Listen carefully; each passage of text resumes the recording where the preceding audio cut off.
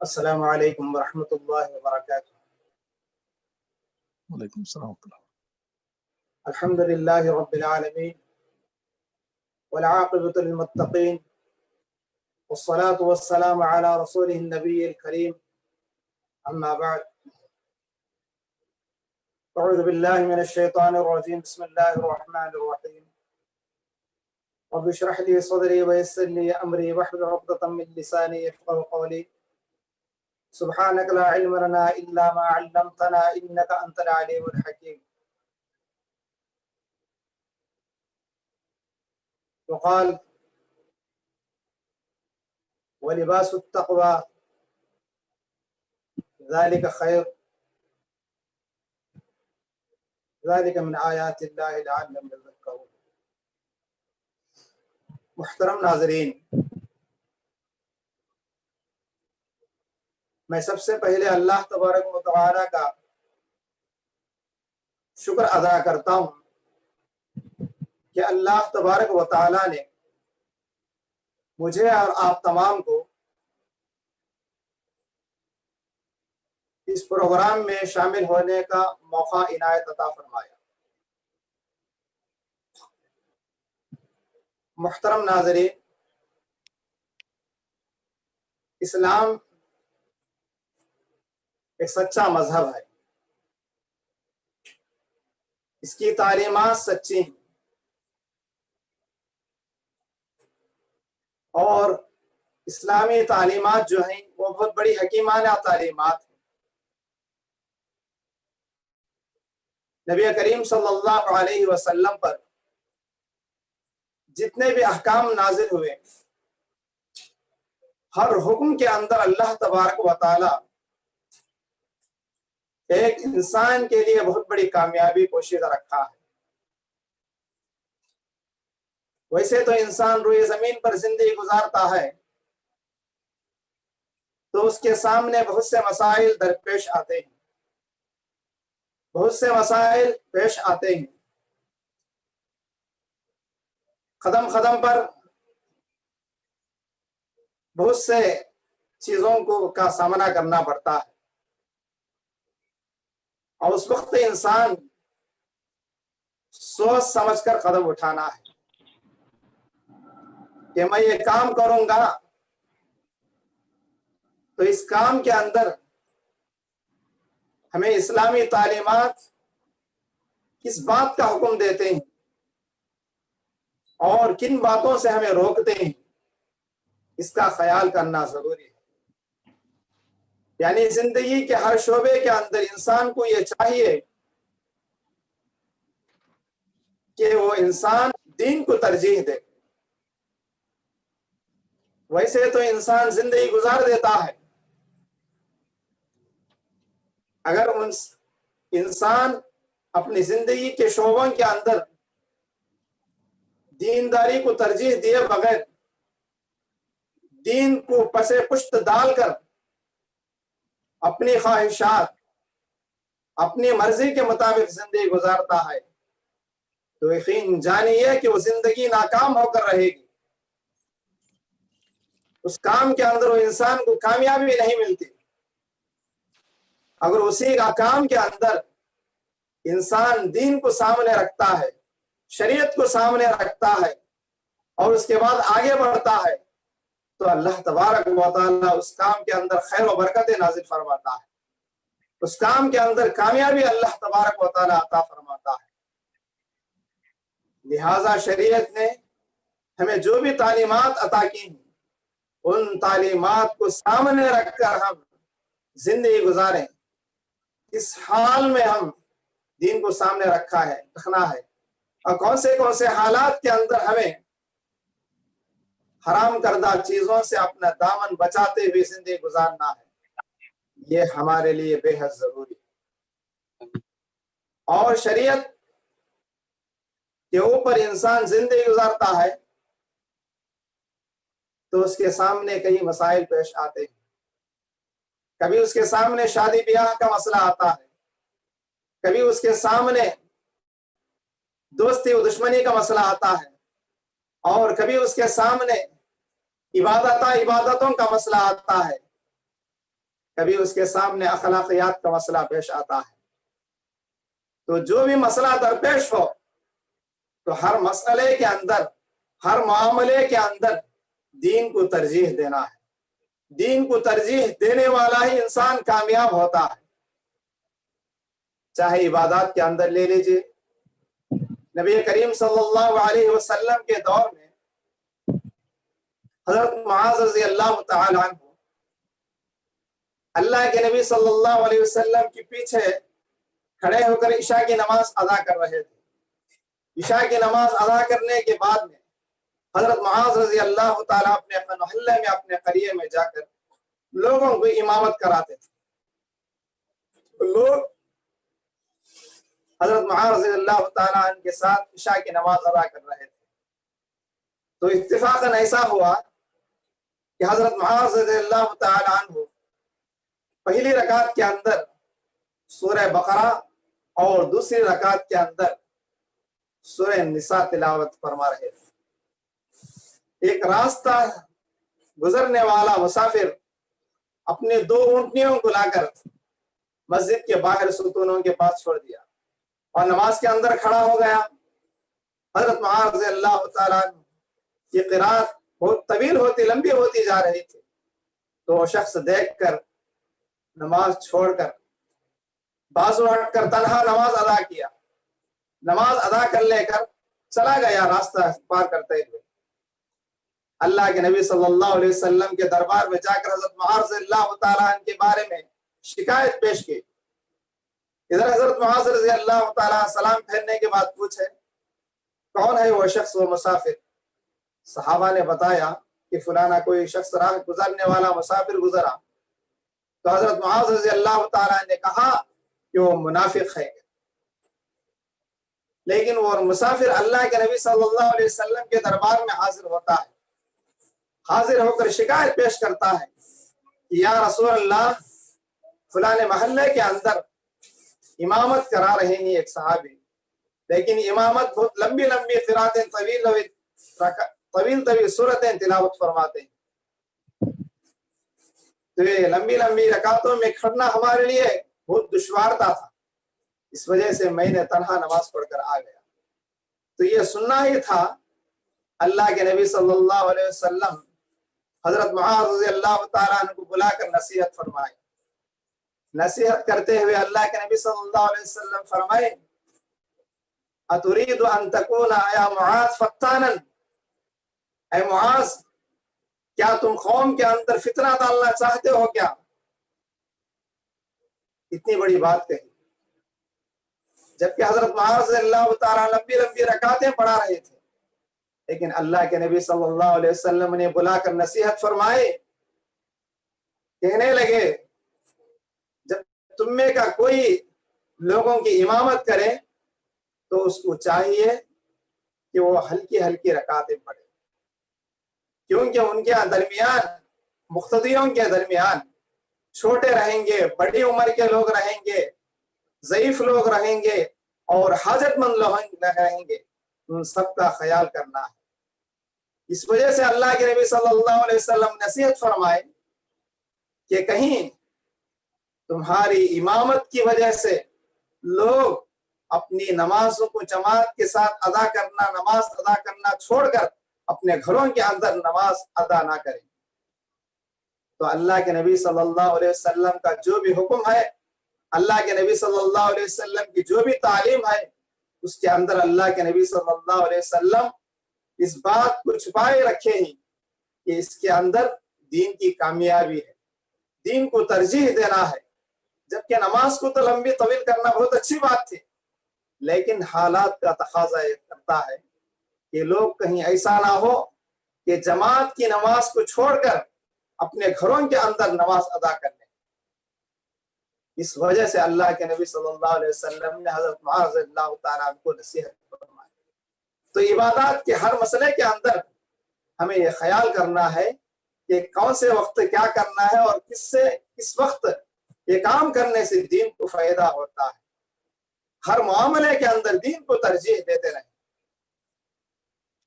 اسی طرح اللہ کے نبی صلی اللہ علیہ وسلم فجر کی نماز کی بہت بڑی اہمیت بیان فرمائے اور فجر کی نماز کے اندر لمبی لمبی صورتیں پڑھنے کی تائید فرمائی، لیکن اللہ کے نبی صلی اللہ علیہ وسلم جب فجر کی نماز پڑھاتے تو پیچھے سے کسی کوئی بچے کے رونے کی آواز اللہ کے نبی صلی اللہ علیہ وسلم کے کان کے اندر گونجتی تو اللہ کے نبی صلی اللہ علیہ وسلم اپنی قرات کو مختصر کرتے اور رکوع کے اندر چلے جاتے۔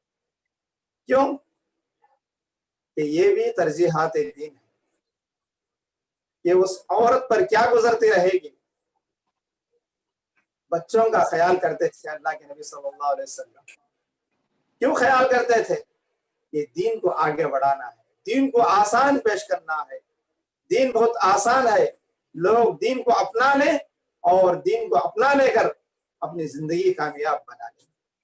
شریعت کا جو بھی مسئلہ ہو، جو بھی معاملہ ہو، اس کے اندر ہمیں یہ دیکھنا ہے کہ اس سے یہ کام کرنے سے دین کو کیا فائدہ ہوتا ہے، کتنا فائدہ ہوتا ہے اور دین کو کتنا نقصان ہوتا ہے۔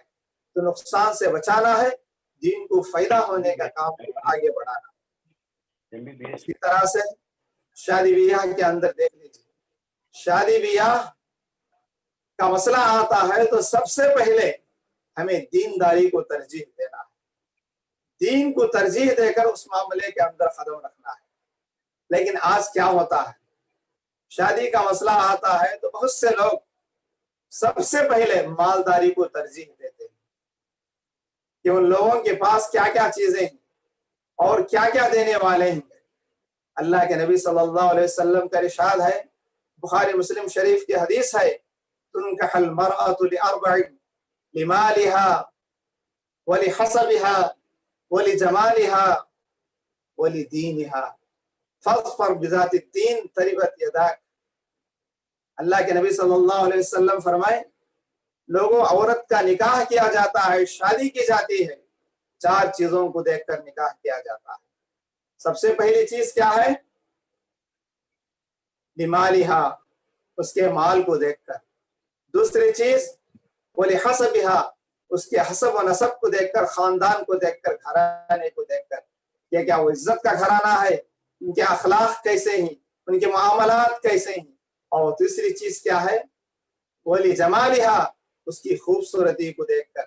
اور چوتھی چیز اس کی مالداری کو دیکھ کر۔ چار چیزیں بتانے کے بعد اللہ کے نبی صلی اللہ علیہ وسلم فرمائے، فاظفر بذات الدین، لوگوں دینداری کو ترجیح دو۔ دین ہے تو سب کچھ ہے، دین ہے تو یہ ساری تینوں چیزیں آ جا سکتی ہیں، لیکن دین نہیں ہے تو اس کے باوجود ساری تین چیزیں، دوسری تین چیزیں ہونے کے باوجود بھی وہ نکاح شادی نہیں ہے بلکہ بربادی ہے۔ تو لہٰذا اس معاملے کے اندر دینداری کو ترجیح دینے کی ترغیب اللہ کے نبی صلی اللہ علیہ وسلم فرمائے، دین کو ترجیح دیا جائے، کیونکہ عورت صرف بیوی نہیں بنتی بلکہ بچوں کی ماں بھی بنتی ہے۔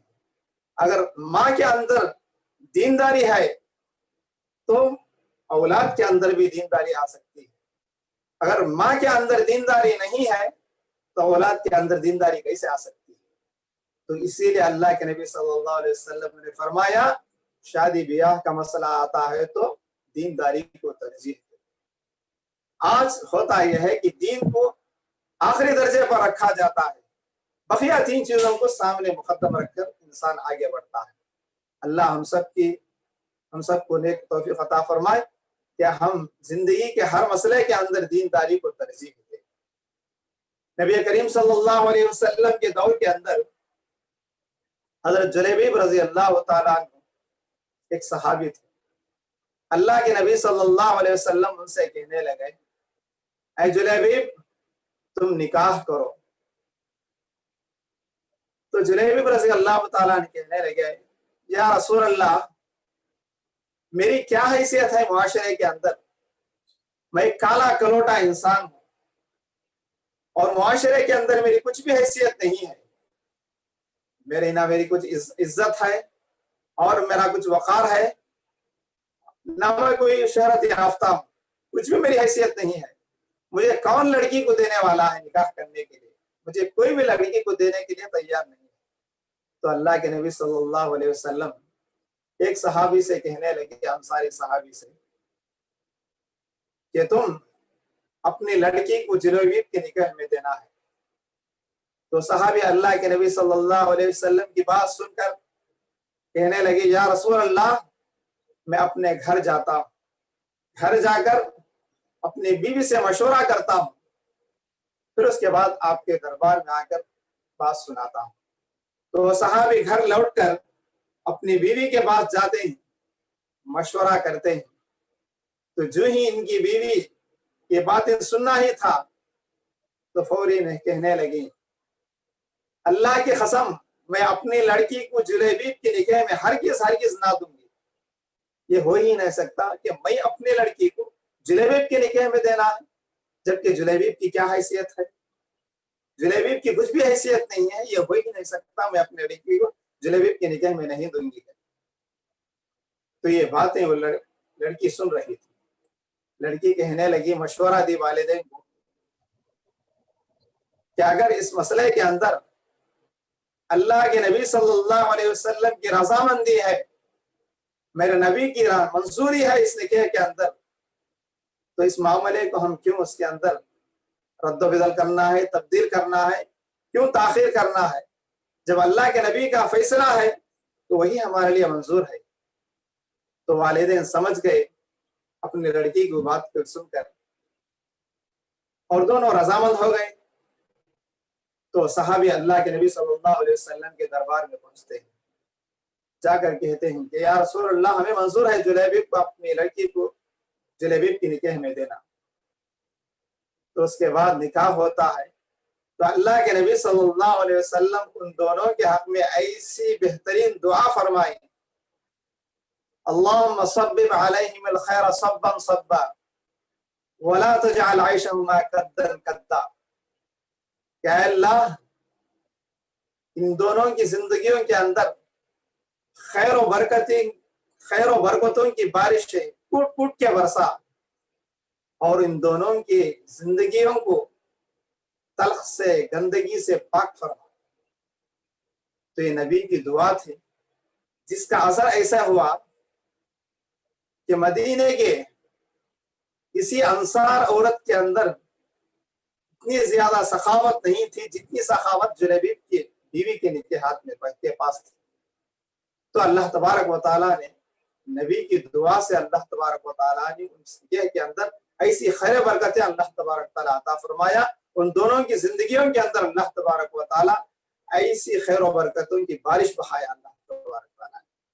تو بہرحال کہنے کا مقصد یہ ہے کہ معاشرے کے اندر لڑکی یا لڑکے کو دیکھتے ہیں تو ہم دینداری کو ترجیح دینا ہے۔ جلیبیب کے حیثیت معاشرے کے اندر کچھ بھی نہیں تھی، لیکن ان لوگوں نے اللہ کے نبی کے حکم کی تکمیل کی اور دینداری کو ترجیح دے کر اپنی لڑکی کو جلیبیب کے نکاح میں دے دی۔ اور اسی طرح سے حضرت جلیبیب رضی اللہ تعالیٰ اتنے کمزور ہونے کے باوجود اتنی نیچی حیثیت کے ساتھ لوگ دیکھ رہے تھے، لیکن اللہ کے نبی صلی اللہ علیہ وسلم ان سے بے حد محبت کرتے تھے۔ ایک غزوے کے اندر حضرت جلیبیب رضی اللہ تعالیٰ شہید ہو گئے۔ تو اللہ کے نبی صلی اللہ علیہ وسلم سارے صحابہ کو حکم دیا کہ سارے صحابے کی تفتیش کرو، کون کس کی لاش کہاں پڑی ہوئی ہے۔ تو سارے صحابہ دیکھتے ہیں کہ کون سے صحابی کہاں مقتول ہوئے ہیں، کون سے صحابی کہاں شہید ہوئے ہیں، لیکن اللہ کے نبی صلی اللہ علیہ وسلم کی نگاہ اور خیال صرف جلیبیب کی طرف جا رہا تھا۔ اللہ کے نبی صلی اللہ علیہ وسلم نے فرمایا، وَلَكِنِّي أَفْقِدُ جُلَيْبِيب، سب مجھے دکھ رہے ہیں لیکن میرا جلیبیب مجھے نہیں دکھ رہا ہے۔ صحابہ اطلاع دینے کے بعد اللہ کے نبی صلی اللہ علیہ وسلم جلیبیب کے پاس جا کر کھڑ کر کہتے ہیں، سبعۃ قتلوہ، 7 لوگ اس جلیبیب کو قتل کیے ہیں، اور یہ جلیبیب 7 لوگوں کو قتل کیا ہے۔ اور پھر فرمانے لگے، 3 مرتبہ کہنے لگے، ہوا منی وانا منہ، وہ جلیبیب میرے میں سے ہے، میں اس میں سے ہوں۔ یہ الفاظ 3 مرتبہ اللہ کے نبی صلی اللہ علیہ وسلم دہرائے۔ کیوں دہرائے؟ کہ اللہ کے نبی صلی اللہ علیہ وسلم حضرت جلیبیب رضی اللہ تعالیٰ عنہ سے اتنی زیادہ محبت کرتے تھے. تو محبت بھی کرنا ہے تو انسان کے اخلاق کو دیکھ کر محبت کرنا ہے، انسان کی نیکیوں کو، انسان کے کیریکٹر یعنی اخلاق سے دیکھ کر انسان محبت کرنا ہے انسان سے، نہ کہ اس کی مالداری سے ہو یا حسب نسب کو دیکھ کر انسان محبت نہیں کرنا ہے، بلکہ دینداری کو دیکھ کر انسان محبت کرنا ہے، دین کو ترجیح دینا ہے ہر مسئلے کے اندر. تو بہرحال شادی کا مسئلہ بھی ہو تو انسان دینداری کو ترجیح دینا ہے. دینداری کو ترجیح دیں گے تو زندگی کے اندر خیر و برکتیں پیدا ہوں گے. دین کو ترجیح نہ دیں گے تو زندگی کے اندر خیر و برکتیں ہرگز نہیں پیدا ہوں گے. تو اس لیے ہمارے لیے ضروری ہے کہ ہمارے نوجوان بھی جب نکاح کے میدان میں قدم رکھتے ہیں، شادی بیاہ کے میدان میں، تو سب سے پہلے دینداری کو ترجیح دیں تاکہ اپنی زندگیاں کامیاب بنا لیں، دنیا اور آخرت کی زندگی کامیاب بنا لیں. اسی طرح سے شادی بیاہ کا مسئلہ ہی نہیں بلکہ زندگی کے اندر دوستی بھی کسی سے کرنا ہو تو دوستی کے اندر دینداری کو ترجیح دیں. گرچہ کہ دوست کا کام ذریعہ معاش نچلا ہی کیوں نہ ہو، لیکن اس کے کام کو نہیں دیکھنا ہے بلکہ اس کی دین کو دیکھ کر ہم اس سے دوستی کرنا ہے. اللہ تبارک و تعالیٰ خود فرماتا ہے وَهُوَ يَتَوَلَّى الصَّالِحِينَ، وہ اللہ تبارک و تعالیٰ صالحین کو دوست بناتا ہے. حضرت نوح علیہ السلام کے دور کے اندر حضرت نوح علیہ السلام اپنی قوم کو سمجھا رہے تھے، تو حضرت نوح علیہ السلام پر صرف چند رذیل لوگ، معاشرے کے اندر کمزور لوگ جو تھے، وہ لوگ حضرت نوح علیہ السلام پر ایمان لے کر آئے. تو ان ایمان لانے کو دیکھ کر مالدار لوگ کہنے لگے حضرت نوح علیہ السلام سے، قالوا، سورہ شعراء کی آیت ہے، قالوا انؤمن لک واتبعک الارذلون. انہوں نے کہا، کس نے؟ نوح علیہ السلام کے دور کے مالدار لوگوں نے کہا، انؤمن لک واتبعک الارذلون، اے نوح کیا ہم آپ پر ایمان لے کر آئیں گے حالانکہ آپ کے اوپر رذیل لوگ ایمان لے کر آئے. جب رذیل لوگ آپ کے ساتھ ہیں، معاشرے کے اندر کمزور لوگ آپ کے ساتھ ہیں، تو یہ کیسے ہو سکتا ہے کہ ہم بھی آپ کے ساتھ ہو جائیں؟ ان لوگوں کو ہٹاؤ، اس کے بعد ہم سوچتے ہیں ایمان لانا نہ لانا، کیونکہ وہ لوگ معاشرے کے اندر گرے ہوئے لوگ ہیں.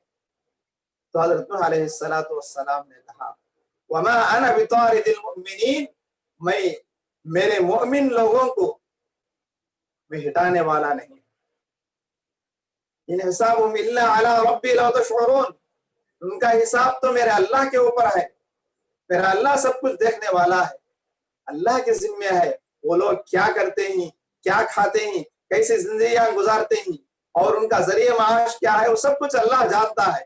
لیکن ایماندار لوگ ہیں یہ لوگ، ان لوگوں سے میں اپنی دوستی دور نہیں کروں گا. تو معاشرے کے اندر جتنے بھی اگر کیسے بھی لوگ ہیں، لیکن ہمیں کیا دیکھنا ہے؟ دوستی کرتے ہیں تو دینداری کو دیکھ کر ترجیح دینا ہے، دینداری کو دیکھ کر اپنا لینا ہے. اللہ تبارک و تعالیٰ سورہ کہف کے اندر اللہ تبارک تعالیٰ فرماتا ہے وَاصْبِرْ نَفْسَكَ مَعَ الَّذِينَ يَدْعُونَ رَبَّهُمْ بِالْغَدَاةِ وَالْعَشِيِّ يُرِيدُونَ وَجْهَهُ، تم اپنے آپ کو ایسے لوگوں کے پاس اٹھنے بیٹھنے کا عادی بناؤ جو صبح شام اللہ تبارک و تعالیٰ کو پکارتے ہیں، جو صبح شام اللہ تبارک و تعالیٰ کا ذکر و اذکار کرتے ہیں، ایسے لوگوں کے پاس اٹھتے بیٹھتے رہو. سورہ انعام کے اندر اللہ تبارک تعالیٰ فرمایا وَلَا تَطْرُدِ الَّذِينَ يَدْعُونَ رَبَّهُمْ بِالْغَدَاةِ وَالْعَشِيِّ، تم ان لوگوں سے دور مت ہو جاؤ، ان لوگوں کو مت دھتکارو جو صبح شام اللہ تبارک و تعالیٰ کی تسبیح بیان کرتے ہیں، صبح شام اللہ تبارک و تعالیٰ کی رضا کے لیے تلاش کرتے پھرتے رہتے ہیں کہ ہر معاملے کے اندر ہر وقت اللہ تبارک و تعالیٰ کی رضا کو چاہتے ہیں. تو ایسے لوگوں کے ساتھ اٹھنا بیٹھنا ہمارا ہونا چاہیے، دینداروں کے ساتھ، کیونکہ دینداری کے ساتھ ہماری دوستی رہے گی. دین کو ترجیح دے کر ہم دوست بنا لیں گے تو اس کے اثرات ہماری زندگیوں کے اندر بھی نافذ ہو جائیں. آپ دیکھتے ہوں گے ایک لوہار کے پاس ایک انسان بیٹھا ہوا ہے، لوہار کے پاس بیٹھا ہوا ہے، لوہار کا کام تو نہیں کرتا ہے، صرف بیٹھتا اٹھتا ہے تو لوہار کے پاس بیٹھنے کی وجہ سے اس کے سارے کپڑے گندے ہو جاتے ہیں، جبکہ وہ لوہار کا کام نہیں کرتا ہے، لیکن لوہار کے پاس بیٹھنے کی وجہ سے اس کے سارے کپڑے گندے ہو جاتے ہیں۔ اس کے مقابلے میں اگر آپ ایک عطر فروش کی دکان کے پاس بیٹھو، عطر لگانے کی بھی ضرورت نہیں، عطر لگانا تو دور کی بات ہے، لیکن صرف عطر فروش کے پاس بیٹھتے اٹھتے رہو، خود بخود عطر فروش کی مہک جو ہے، خوشبو آپ کے کپڑوں کے اندر منتقل ہو جائے گی۔ آپ کے کپڑے خوشبو سے مہکنے لگیں گے۔ کیوں؟ اس کے اثرات ہیں۔ برے لوگوں کے ساتھ بیٹھتے اٹھتے رہیں گے تو برائیاں ہمارے اوپر اس کے اثرات ہو جائیں گے۔ اچھے لوگوں کے ساتھ ہم دوستی بنا کر دین کو دیکھ کر ہم دوستی بنائیں گے تو اس کے اچھائیاں ہماری زندگیوں کے اندر پیدا ہو جائیں گے۔ تو لہٰذا دوستی کا مسئلہ بھی آتا ہے تو ہم دینداری کو ترجیح دیں، دیندار کو اپنا دوست بنا لیں۔ آج معاشرے کے اندر دیکھیے، دوست کی محبت پر انسان اپنا ایمان بکا لیتا ہے، دوست کی محبت کے اندر اپنا ایمان بکا لیتا ہے۔ کیا کرے فلانا دوست، فلانی ایک شرکیہ دعوت تھی یا بدعتی دعوت تھی، اگر میں نہ جاؤں تو دوست مجھ سے ناراض ہو جائے گا، اس کی وجہ سے مجھے جانا ہی پڑا اور دعوت کے اندر حاضر ہونا ہی پڑا۔ لیکن اس وقت یہ نہیں دیکھا کہ اگر دوست کو خوش کرو تو ہو سکتا رب ناراض ہو جائے گا۔ پہلے ہمیں یہ دیکھنا چاہیے تھا کہ معاملہ، یہ مسئلہ شریعت کے اندر کیا ہے، اللہ اس سے راضی ہوتا ہے یا ناراض ہوتا ہے۔ تو بے دینی کی دوستی کی وجہ سے انسان اپنا ایمان بھی گنوا لیتا ہے۔ تو اس لیے برے لوگوں کے ساتھ اٹھتے بیٹھتے رہنے سے پرہیز کرنا ہے۔ البتہ ہاں، اس نیت سے اس کے ساتھ ہم بیٹھتے اٹھتے رہیں گے تاکہ ہمارے اثرات، ہمارے اخلاق اس کے اوپر اثر انداز ہو جائیں۔ اس لحاظ سے ہم لوگ برے لوگوں کی اصلاح کی خاطر ہم ان کے ساتھ بیٹھتے اٹھتے رہیں گے، لیکن شریعت کے دائرے میں رہ کر۔ شریعت کا دائرہ جب الگ ہوتا ہے تو ایسے معاملات میں ہم پیچھے ہٹ جانا ہے۔ تو یہ دوستی کا مسئلہ ہے۔ تو دوستی کے اندر بھی دینداری کو ترجیح دیں، دین کو اپنا لیں۔ پھر اسی طرح سے اخلاقیات کا مسئلہ ہے۔ ہمارے اخلاق بھی ایسے ہونا ہے کہ ہم ہر ایک کے ساتھ نرمی سے پیش آئیں۔ اگر کسی کی غلطی ہوتی ہے تو ہم اس کی غلطی کو نظر انداز کرنا ہے، معاف کرنا ہے۔ اللہ کے نبی صلی اللہ علیہ وسلم کی زندگی کو اٹھا کر دیکھیں، نبی کریم صلی اللہ علیہ وسلم کی زندگی، نبی کریم صلی اللہ علیہ وسلم کیسے جانی دشمنوں کو اللہ کے نبی صلی اللہ علیہ وسلم معاف کر دیے، جانی دشمنوں کو۔ لیکن معاف کرنے کی وجہ سے ایسا ہوا کہ اللہ کے نبی صلی اللہ علیہ وسلم کی معافی کو دیکھ کر، جسے اللہ کے نبی اپنی زندگی کے اندر معاف کرتے تھے، وہ لوگ بھی اسلام کو اپنانے لگے، وہ لوگ بھی اسلام قبول کرنے لگے۔ اللہ کے نبی صلی اللہ علیہ وسلم کے زمانے کے اندر ایک واقعہ آپ لوگوں کے سامنے میں بتاتا ہوں۔ سمامہ بن اسال رضی اللہ تعالیٰ عنہ ایک جلیل القدر صحابی۔ سمامہ بن اسال یہ یمامہ کے گورنر تھے۔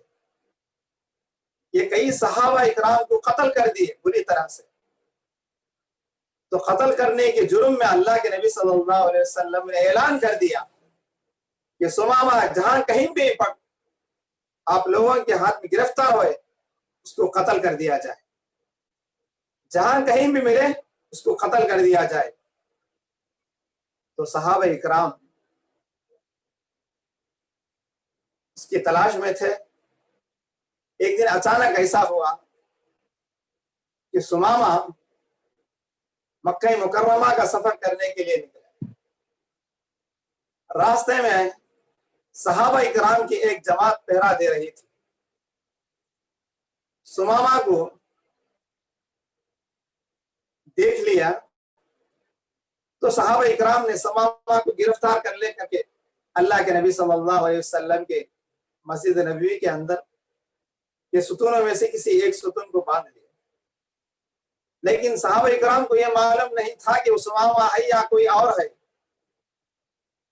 مدینہ منورہ کا نگران بنا کر چند صحابہ اکرام کو اللہ کے نبی صلی اللہ علیہ وسلم نے مقرر بنایا فرمایا. تو اس راستے سے سمامہ گزر رہے تھے تو صحابہ نے سمامہ کو گرفتار کر کے اللہ کے نبی صلی اللہ علیہ وسلم کے دربار میں لا کر بات کیا. تو اللہ کے نبی صلی اللہ علیہ وسلم آ کر دیکھتے ہیں تو سمامہ بندھے ہوئے. اللہ کے نبی صلی اللہ علیہ وسلم سمجھ گئے کہ سمامہ بندھا ہوا ہے، یہ یمامہ کا گورنر ہے، کوئی معمولی انسان تو نہیں ہے. اللہ کے نبی صلی اللہ علیہ وسلم صحابہ کو حکم دیے، لوگوں انہیں یہیں باندھ کر رکھو، میرے گھر سے ان کو کھانا دینا ہے اور میرے ہی اونٹنی کا دودھ انہیں پلانا ہے. یہ سمامہ ہے، ان کا خیال کرو. تو اللہ کے نبی صلی اللہ علیہ وسلم کے حکم کی تعمیل کرتے ہوئے صحابہ اکرام اللہ کے نبی کے گھر کا کھانا کھلاتے تھے اور نبی کریم صلی اللہ علیہ وسلم کی اونٹنی کا دودھ ہی سمامہ کو پلاتے تھے. اور اللہ کے نبی صلی اللہ علیہ وسلم نصیحت بھی فرمائے صحابہ کو کہ یمامہ کا گورنر ہے، اس کی عزت کیا جائے. تو صحابہ اکرام حسن اخلاق سے، بہترین اچھے اخلاق سے پیش آتے تھے سمامہ سے. تو اللہ کے نبی صلی اللہ علیہ وسلم دوسرے دن دیکھیں سمامہ سے پوچھنے لگے، سمامہ کیا حال ہے، کیا رائے ہے آپ کی؟ تو حضرت سمامہ رضی اللہ تعالیٰ عنہ اسلام قبول کرنے سے پہلے کی حالت تھی، کہنے لگے یا رسول اللہ کیا رائے ہے؟ میری رائے تو یہی ہے کہ اگر آپ قتل کرنا چاہتے ہیں تو قتل کیجئے، اگر مجھے معاف کرنا چاہتے ہیں تو معاف کر دیجئے، بس آپ کی میرے حق میں مہربانی ہوگی. اگر آپ معاوضہ مال دولت چاہتے ہیں تو میں آپ لوگوں کو عطا کر دوں گا، مجھے آزاد کر دیجیے. تو اللہ کے نبی صلی اللہ علیہ وسلم اس کا تلخ جواب سن کر مسکرائے. اگر اس وقت کوئی دوسرا انسان ہوتا تو فوری حکم جاری کر دیتا، یہ نافرمان، یہ صحابہ کا قاتل ہمارے پاس بندھا ہوا ہے، قید دل کے اندر پڑا ہوا ہے، اور اس کی گردن اڑا دو، حکم جاری کر دیتے. لیکن اللہ کے نبی صلی اللہ علیہ وسلم کی پیشانی پر بھی سلوٹیں تک بھی نہ پڑی. اللہ کے نبی صلی اللہ علیہ وسلم مسکرا کر کہنے لگے انہیں اور زیادہ بہترین انداز سے ان کی عزت نوازی کریں، ان کی مہمان نوازی کریں.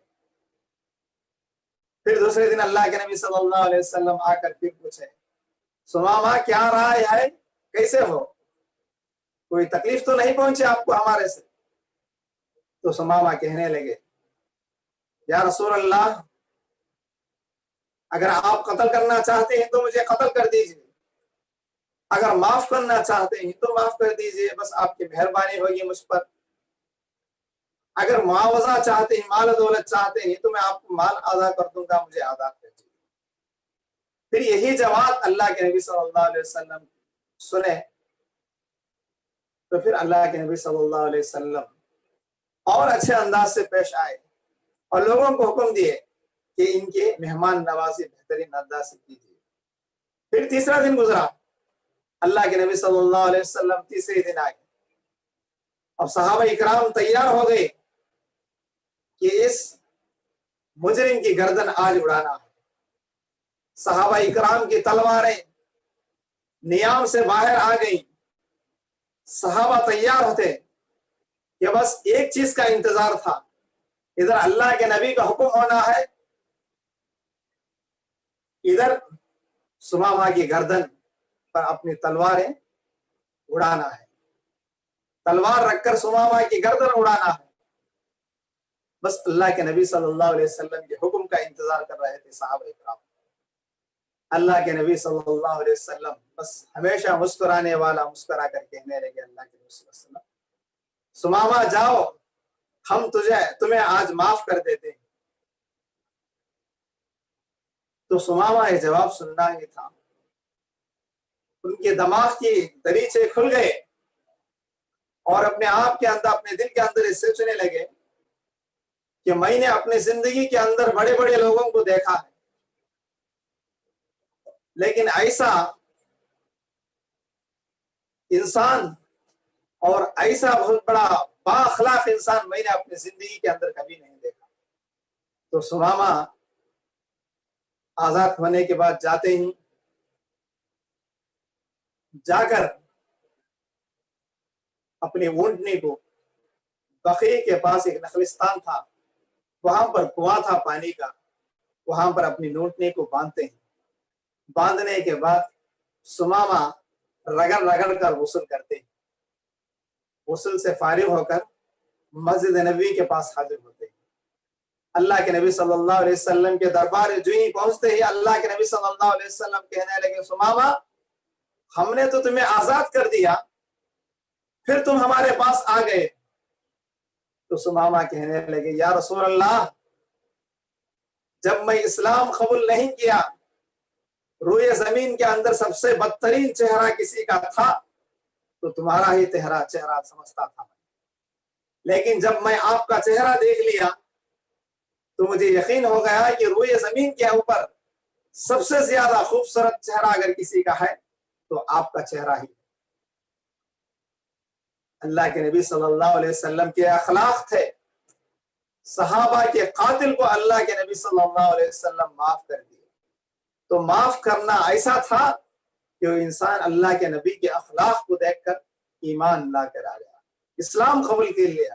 اللہ کے نبی صلی اللہ علیہ وسلم کے دربار میں سمامہ جیسے ہی پہنچنے کے بعد اسلام قبول کر لیا. یہ تھے اللہ کے نبی صلی اللہ علیہ وسلم کے اخلاق.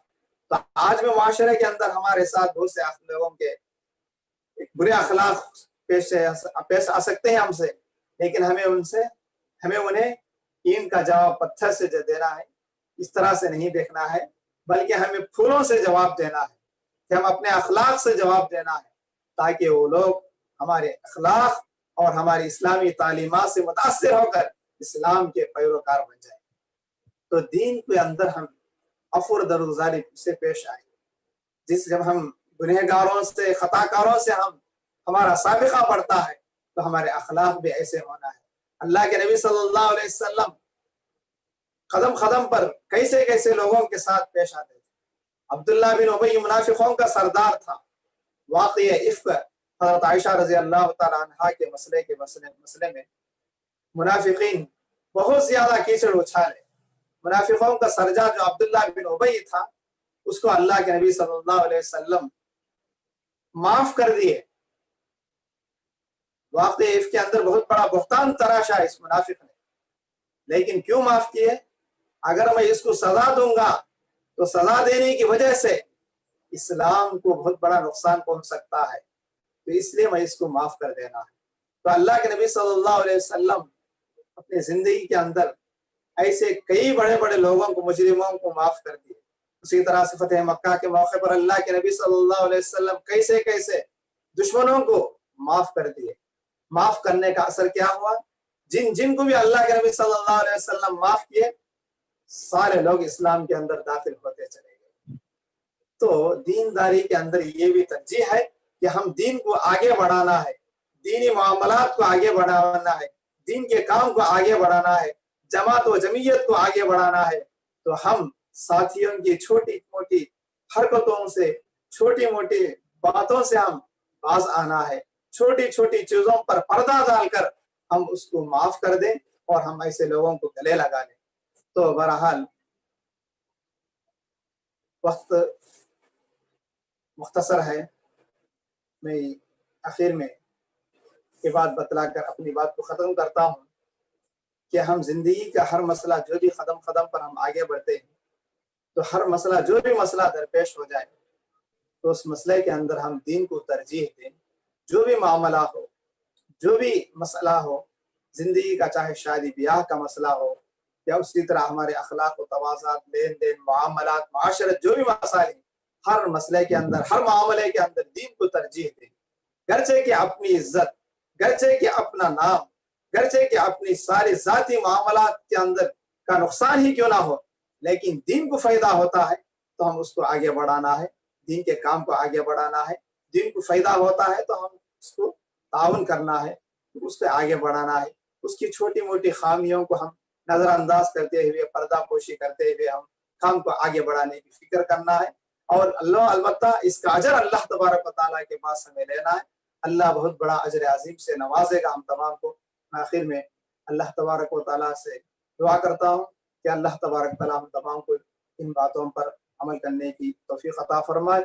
और मैं इस ग्रुप के तमाम जिम्मेदारों का शुक्रगुजार हूँ कि उन्होंने मुझे इस काबिल समझा और मुझे कुछ कहने का मौका इनायत अता फरमाया। शुक्रन, जज़ाकुमुल्लाह खैरन व अहसन जज़ा। अस्सलामु अलैकुम व रहमतुल्लाहि व बरकातुहू। वालेकुम अस्सलाम रहमतुल्लाहि व बरकातुहू। ये थे फजीलतुल शेख अज़मतुल्लाह उमरी हाफिज़हुल्लाह। आप शेख के ज़ुबान से सुन रहे थे तरजीहात दीन के मुतालिक इल्मी गुफ्तगू। शेख मोहतरम ने जो बातें बताई हैं, हर मामले में, ज़िंदगी के हर टर्न में, हर मोड़ में हमको देखना चाहिए कि दीन जो है हमें आगे रखें, दीन को जो है अपना कर ज़िंदगी के मामलात को तय करें। जज़ाकुमुल्लाहु खैरा, नफ़अ अल्लाहु बिकुमुल इस्लाम वल मुस्लिमीन। अल्लाह ताला शेख के इल्म में, उम्र में, अमल साले में बरकत नसीब करे। और इसके बाद जो है एक 10-15 मिनट सवाल जवाब की नशिश जो है रहेगी। जो भी भाई सवाल करना चाहते हैं तो अपना हाथ रेस करे, हैंड रेस करे, इंशाल्लाह सवाल के लिए मौका दिया जाएगा। शेख सुल्तान अपने पास से अनम्यूट करके आप सवाल पूछ सकते हैं। अस्सलामु अलैकुम वरहमतुल्लाहि वबरकातुहू। वालेकुम अस्सलाम व रहमतुल्लाहि व बरकातुहू। कैसे हैं शेख, खैरियत? जी अल्हम्दुलिल्लाह। शेख, हमारे एक दोस्त है, उन्होंने थोड़ा एक काम करती हैं तो वो हमें बोलते हैं तो उन्होंने नहीं सुनते हैं, थोड़ा बड़े में जी तो उन्होंने थोड़ा सिगरेट वो सब भी पीते हैं, तो हमें पियो न को ऐसा काम करो न करो बोले तो उन्होंने करते नहीं। तो फिर भी हमें एक दिन क्या बैठ के थे तो वो थोड़ी बातों में वो हमको अपड़ को दे बोले, हमें बोले वो अपड़ को देते नहीं, तुम्हें दे लेना है तो दे लो करके बोले। तो उस टाइम से मेरे एक दोस्त है, उनसे बात करना छोड़ डाले। कोई हमारी कुदन से वो गलती होती है? जी जी जी नहीं, कोई बात नहीं शेख, आप लोगों की गलती नहीं, क्योंकि हम बुराई के अंदर ताउन नहीं करना है।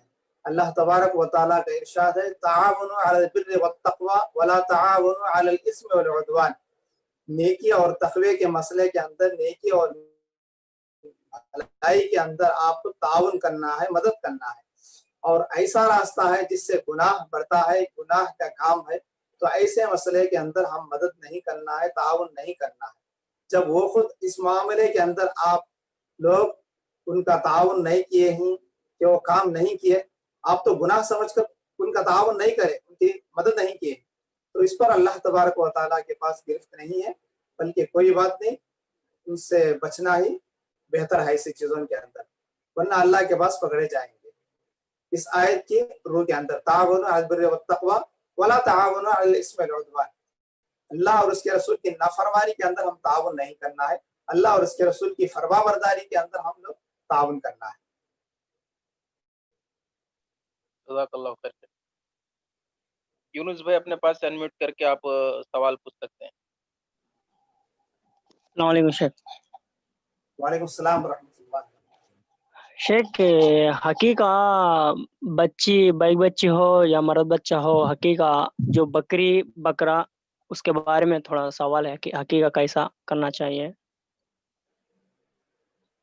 शेख हकीका का मसला जो है, अब सवाल आपका ये है कि यानी बकरा जो है, बकरी हो या बकरा हो, दोनों भी दे सकते हैं शेख।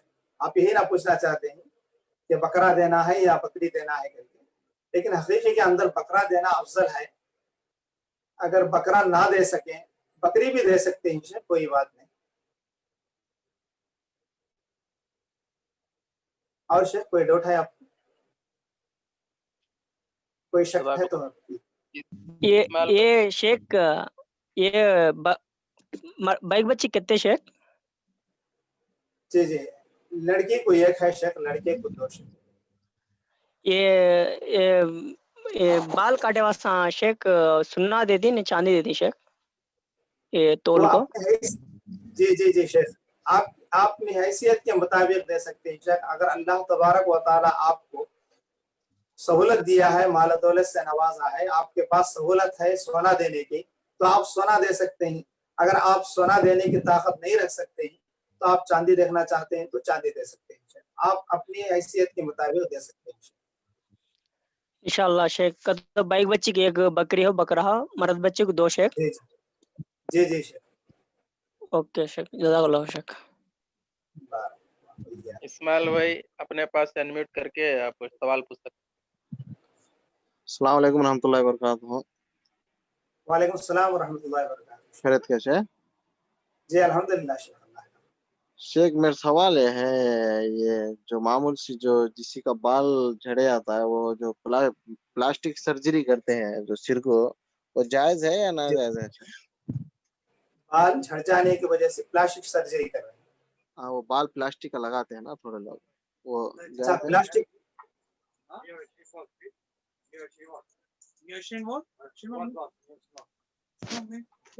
अच्छा, शेख बोलिए शेख। हाँ वो प्लास्टिक सर्जरी, वो सर्जरी करते हैं ना आजकल, वो लोग बाल लगाते हैं, वो जायज है या ना जायज है? अच्छा, बाजार में बिका हुआ माल बाल खरीद कर अपने सर को लगाते हैं, हाँ वो अपनी फितरी बाल तो नहीं ना।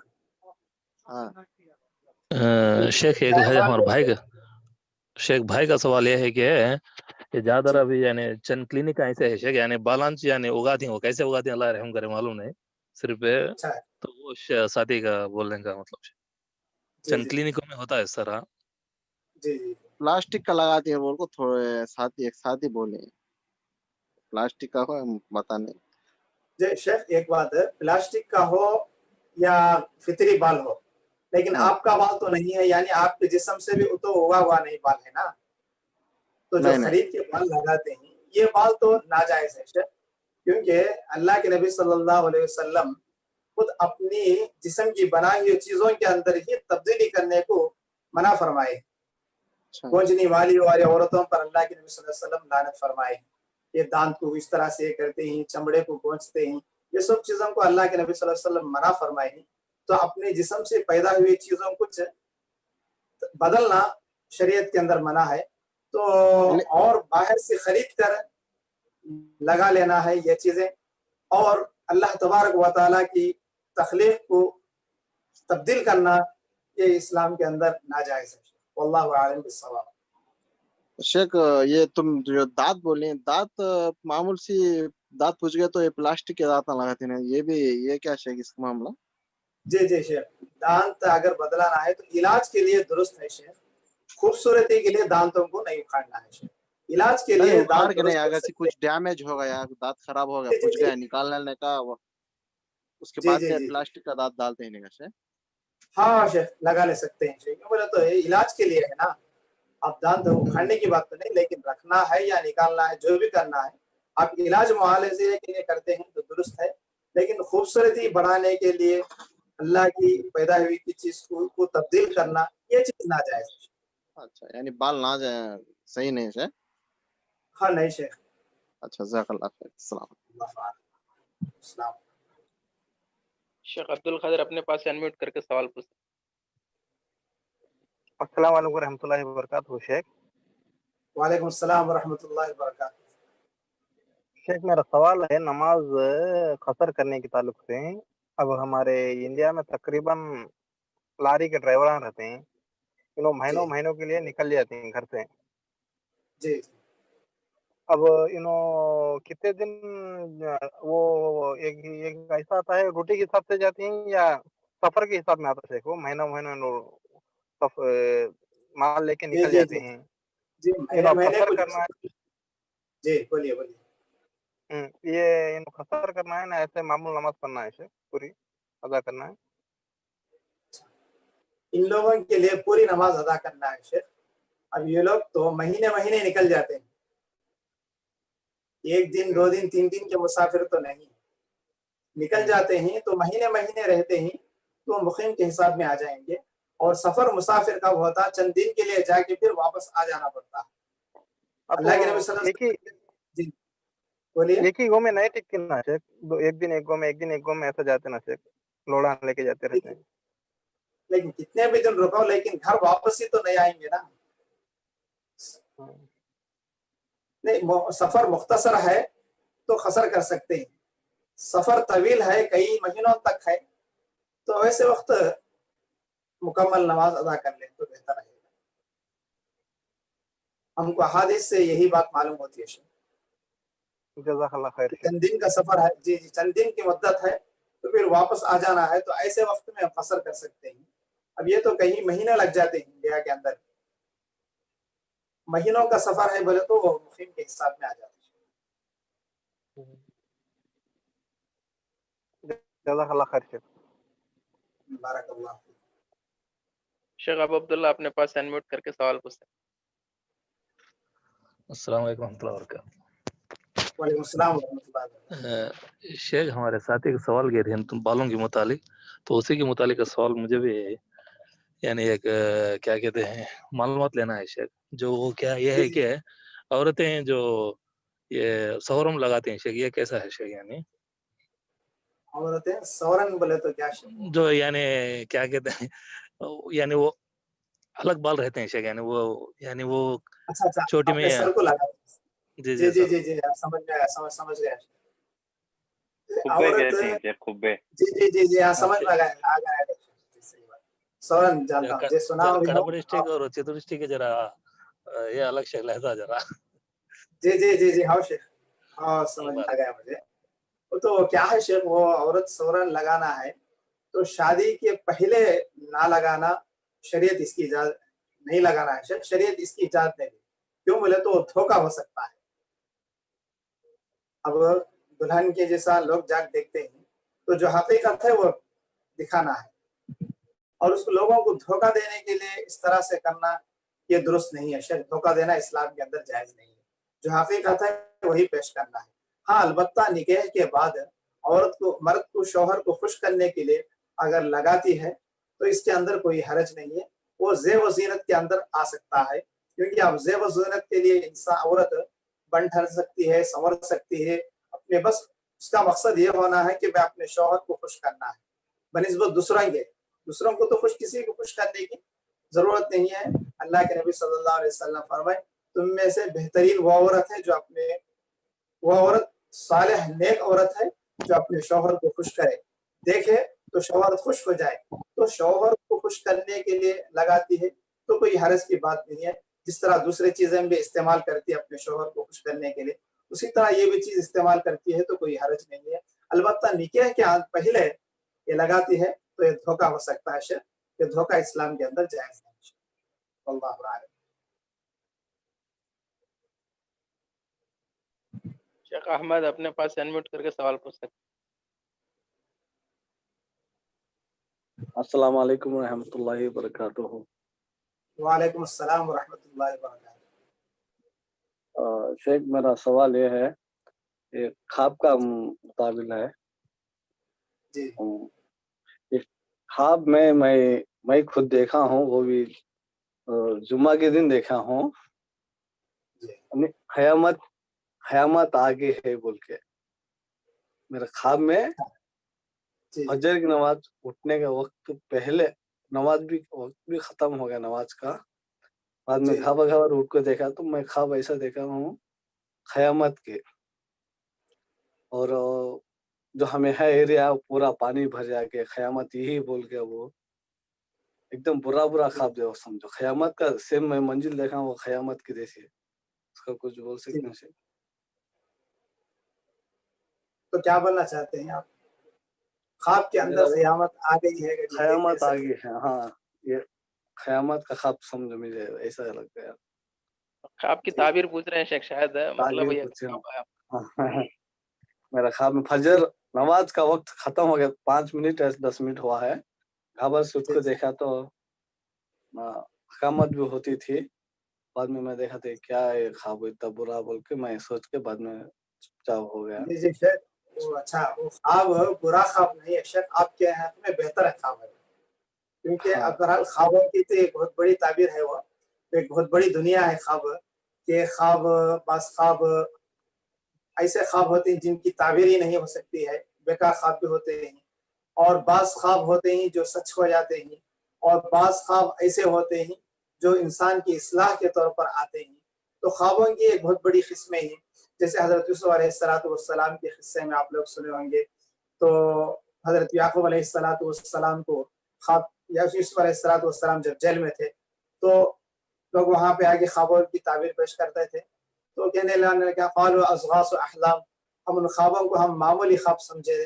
तो बहरहाल ख्वाबों की तो बहुत ज्यादा किस्में ही, हर ख्वाब सच नहीं होते। बहरहाल आपका जो ख्वाब है वो इस ख्वाबों की इन किस्म में से है कि ख्वाब आपकी इस्लाह के लिए होते हैं। तो आपका जो ख्वाब है वो समझिए कि आपकी इस्लाह के लिए और आपके नमाज को जगाने का ख्वाब है, ताकि आप उठें, फजर की नमाज अदा करें, क्योंकि आप अल्हम्दुलिल्लाह नेक आदमी हैं।